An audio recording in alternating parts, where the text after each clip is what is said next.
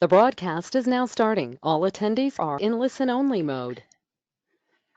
Welcome everyone to the fourth webinar in the Pan Pacific Safe Communities Network webinar series for 2019. My name is Tracy Earle, and together with my colleague Tanya Peters, we are your hosts for this webinar. For those of you who don't know us, we are from the Safe Communities Foundation New Zealand. Before we hear from our presenters today, I'd just like to go over a few housekeeping matters. Each of you will have access to the GoToWebinar control panel on your screen. Please familiarise yourself with this if you have not already. If you're having any problems at all, please send us a message via the control panel and we will endeavour to resolve the issue for you. We're not going to do live questions today. However, the presenters are happy to answer any questions you have either by email, and their details will be available on the last slide of the presentation, or you can type your questions in the question area on the control panel on your screen and we will forward these to the presenters to answer. This webinar will be recorded and will be available for viewing early next week. So without further ado, I'd like to introduce Monica McCone, Robin Blackburn and Jodie Griffiths from Marlborough Safe Community, and they are going to share their unique way of working and how they deal with the unexpected, how they coordinate without a dedicated Safe Communities coordinator, how they maximise opportunities and address challenges. And their presentation is entitled, "It's not what happens, it's how you deal with it." So I'll now hand over to Monica, Robin and Jodie to introduce themselves and to share.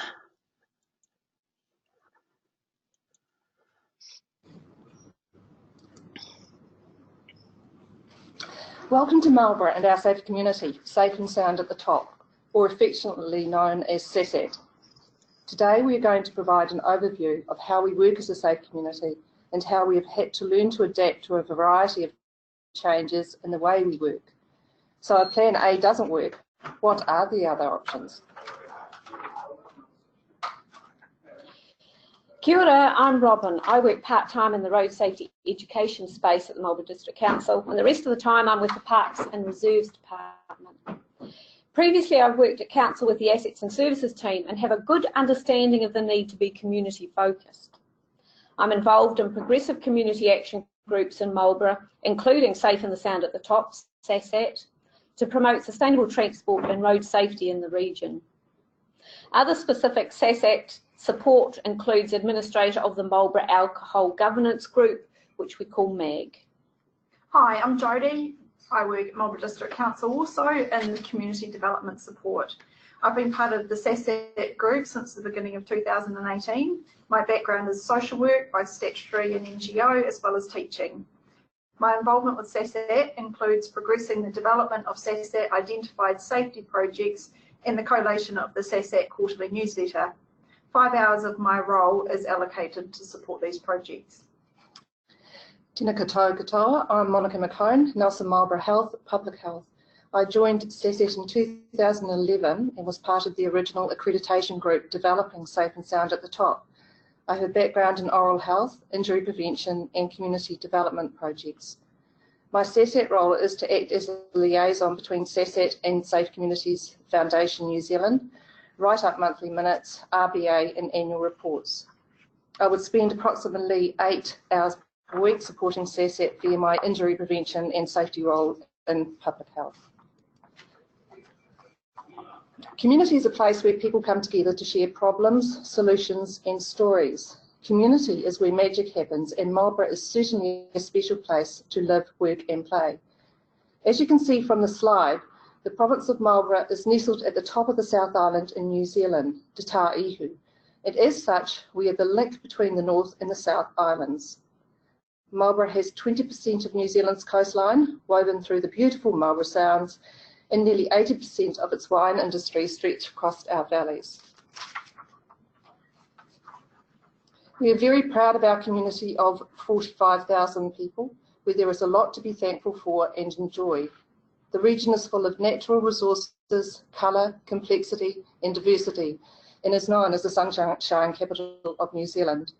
We embrace a lot of visitors and travellers who tend to either stay and work or spend holiday time experiencing the wide range of opportunities and environments that are offered. Marlborough's journey towards becoming a safe community began in late 2011. In March 2014, we became the 332nd community worldwide and 25th community in New Zealand to become an accredited safe community. While the designation gave a good message about Marlborough and was important international recognition for the community, the challenge moving forward is to continue the high standards achieved and make our community even safer. Even before the Safe Communities accreditation process, strong relationships have been formed across organisations as a forum for the development of ongoing safety programs. Becoming a safe community helped to profile what was already working well, where are the gaps, and what we could do better. By intentionally working with existing groups and networks, the Safe and Sound at the Top project brought together different sectors to look at ways of addressing community safety issues and seeking solutions. The Marlborough Matrix is a visual graphic designed to show the 6 safety areas identified through a series of community hui during our accreditation process. The matrix still remains as a visual reminder for us to take the pulse of our wider community. The SASAC Governance Group is a regional interagency group called TOSIF, or Top of the South Impact Forum. Our local SASAC steering group is made up of a broad range of organisations involved with local safety initiatives and programs in the community. Group membership has changed slightly over the past 5 years, but there remains a strong core of agencies to organisations from our initial accreditation. Engaging new organisations also helps keep the conversations fresh, challenging and progressive. Example, local business involvement. Supporting new members with an induction resource has also helped to provide a simple overview of what had happened previously and where we are today. Adapting to any change needs a careful interplay between solving the problem and capturing the opportunity. So what are these changes? This model essentially demonstrates some of the key issues we as a safe community have had to deal with over the past few years. It's not based on a well-researched model other than personal experience, which is probably the most intuitive option. To help us illustrate these changes, we would like to use the Kaikoura earthquake in 2016 as a practical example of what changed for us and how we dealt with it. The environment, what actually happened to the geology and geography of our region. Economic, how has this impacted on our ability to live, work and play? Strategic, what are other factors influence the current and long-term outcomes? Personnel, and the big one, what has happened locally in our safe community group and how to keep up momentum. Here are some photos of earthquake damage to Marlborough's roads and rail. Our beautiful Kaikoura coastline and rural provinces were severely affected. Some of the roads through Seddon and Ward to Kaikoura are still not fully repaired today, and huge delays are still being experienced by road users along this part of Highway 1. For example, in terms of adjusting for change following the earthquake, rail was severely affected, but it is now operating with both passenger and commercial trains to Christchurch. Relearning the importance of rail safety after a hiatus of 2 years was one of the issues facing our community. With trains not working, complacency around level crossing and rail safety meant a change in awareness of its dangers once they started again. Economic change sits right alongside any changes that affect environments and industries. And again, for example, the earthquake infrastructural damage affected a lot of local industries. Grape and wine production, operations and logistics around transport options became something that had to be thought about. Tourism was affected due to the dangerous and diminished transport options that are available to people. Workplace buildings collapsed or had collapsed, or some were partially collapsed, were closed or affected by the earthquake. And new housing development, which the council was keen to promote, slowed down to enable the repair of current homes that were affected by the earthquake. The potential for change not only lies in the makeup of our local community and the impact of external factors, it is also driven by the strategic direction of bigger forces at a national, regional and local level, example, change in government or local elections.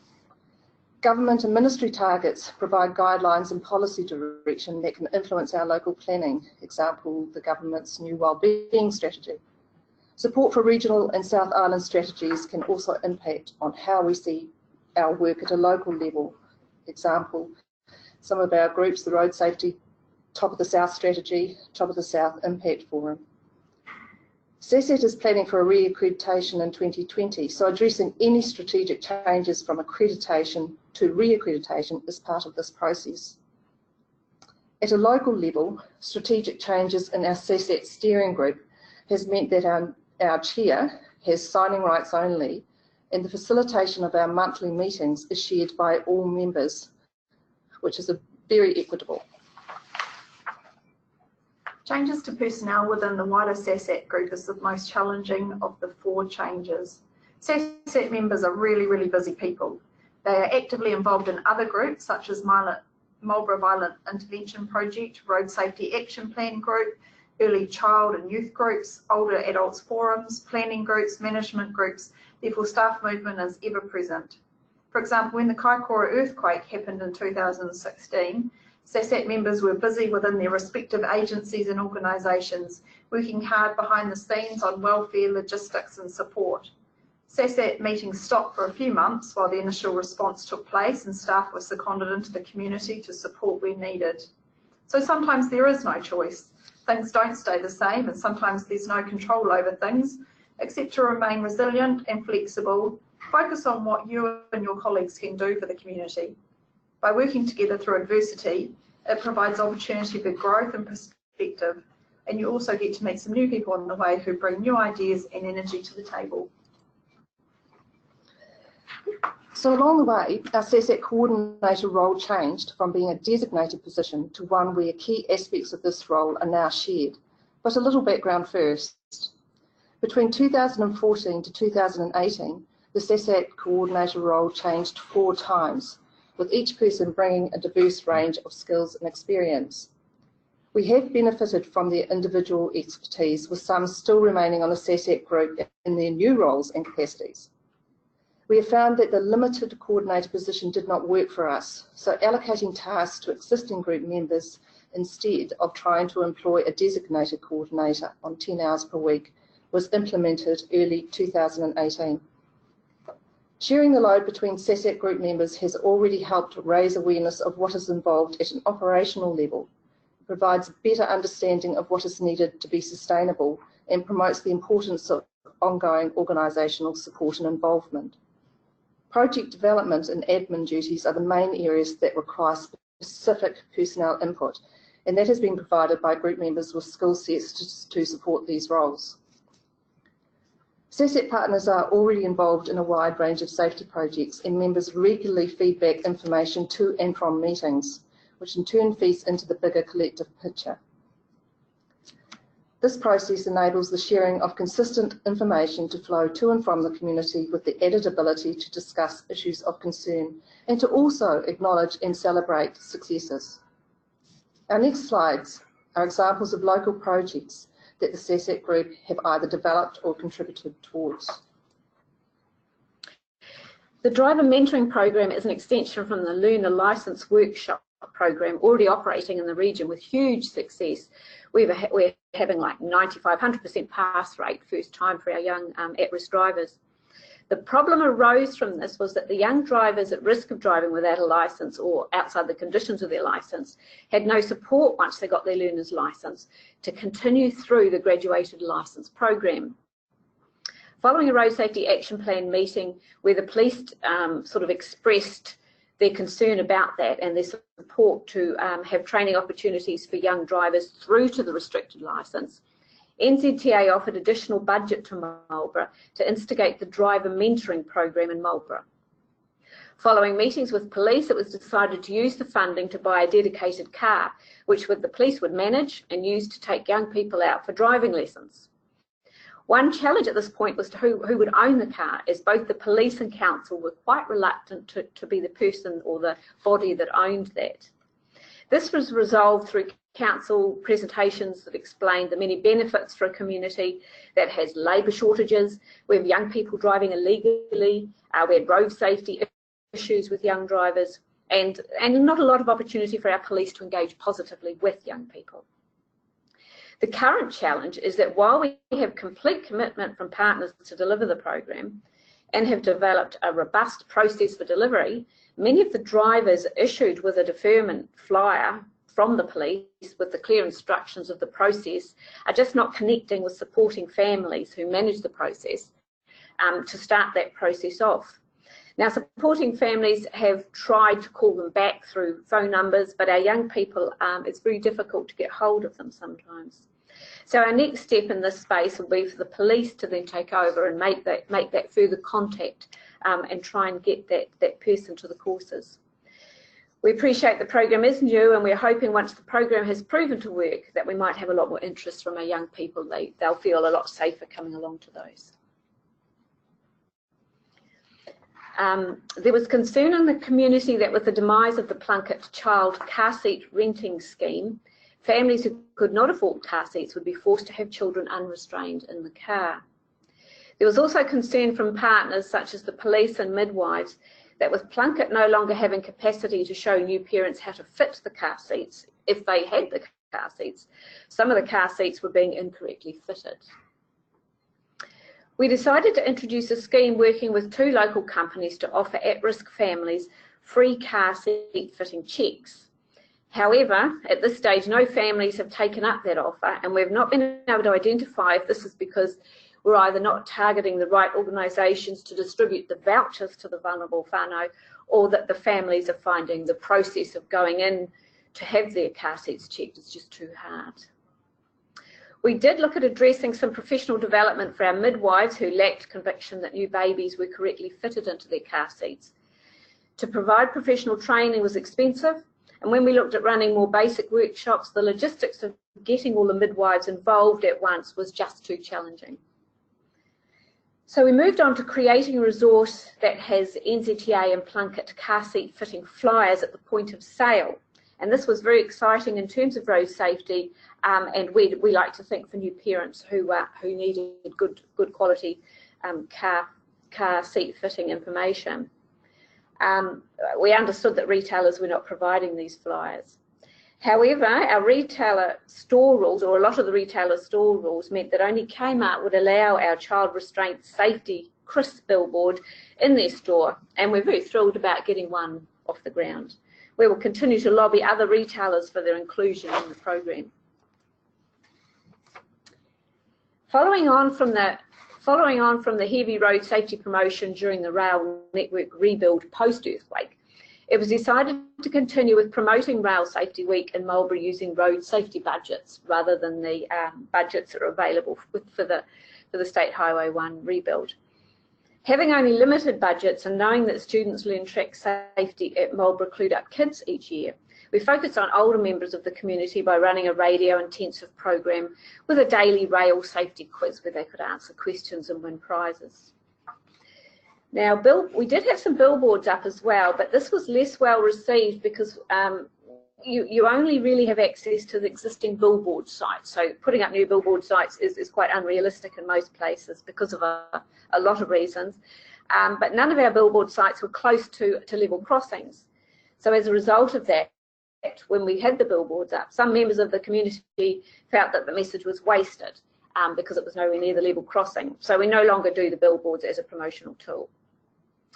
This slide and the following slide provide an example of the results-based accountability RBA report that SASTA uses to address indicators and evaluate outcomes of projects.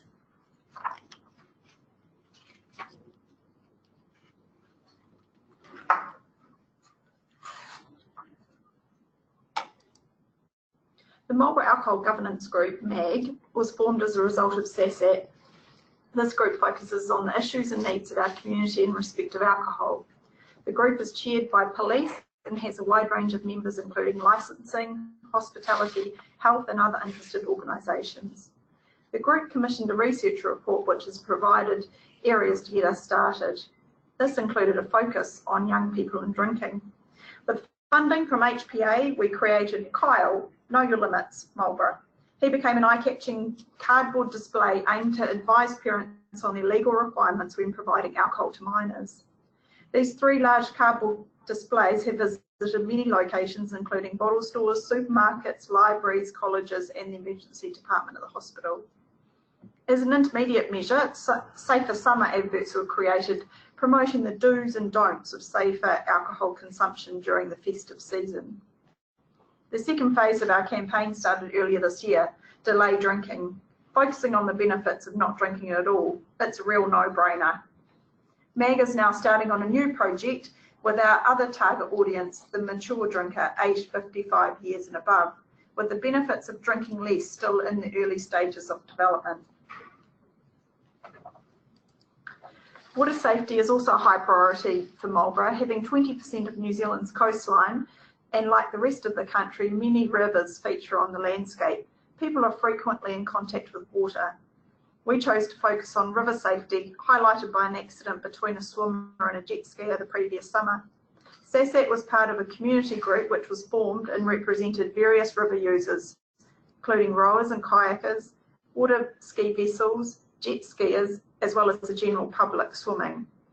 It also included the harbour master and environmental personnel. The starting point was to review a plan which was never formalised. Other connections were made through the local swimming pool and water safety skills being taught. Maritime New Zealand were invited over and attended meetings. Collectively, a plan for zones of varying speeds and purposes was developed and design work completed to create a sign of the area. At this point, our project has stalled. It was only once the signs were about to be constructed that it was discovered Maritime New Zealand would need to approve these changes. 10 months later, we're still waiting on this to be processed. We are hopeful, however, that the signs, as well as the education through volunteers, will be up for this summer 2020. Reflecting on back what we've shared through this webinar, it all fits with our SASAT vision of all people in Marlborough are safe. We need people to believe in what they are doing is making a difference. Keeping focused and staying relevant are dependent on regular monthly meetings to continually talk about what is happening in the community. So we're doing this very well. Members remaining very clear about the why, who, what, and is anyone better off through the RBA reporting system. It's very easy at meetings or meetings outside the community to get off track, so we need to stay focused on what our RBA reporting advises us with. Developing good communication practices, e.g. we have quarterly newsletters, email distribution lists, media opportunities when we can. Undertaking annual project planning to both identify community need and agree on supporting actions. So we do this every year. We look at the evaluation we've done from the previous year, and we look at other projects that the community has identified as needing addressing. Continuing to utilise and support what is already in place in the wider community networks. Meaningful collaboration is achievable through a series of group expectations. We're going to know and understand what's going on out there across our community. We're going to be part of something bigger, not reinvent the wheel. We're going to help those who are making an effort, encourage, support, enable and empower. We're going to do it right in a way that reflects what works for us. And finally, a philosophical quote from Mark Twain, who once said that the secret of getting ahead is getting started. In other words, keep going, keep growing. Thank you. Thank you.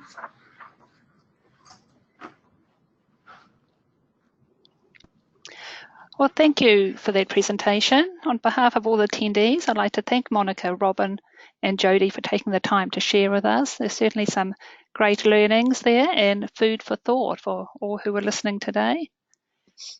Attendees, please feel free to email any of today's presenters with any follow-up questions that you may have, or you can email Tanya and myself at Safe Communities Foundation, and we're happy to pass them on. Just a couple of reminders before we finish. Could all attendees please fill out the survey on this webinar? And just to let you know, the recorded webinar link will be sent out by email to all attendees next week. It'll be available through the Australian Safe Communities and the New Zealand Safe Communities websites later next week. And please feel free to share this webinar link with your colleagues and your networks. So I'd like to thank everybody for their time today. Thank you.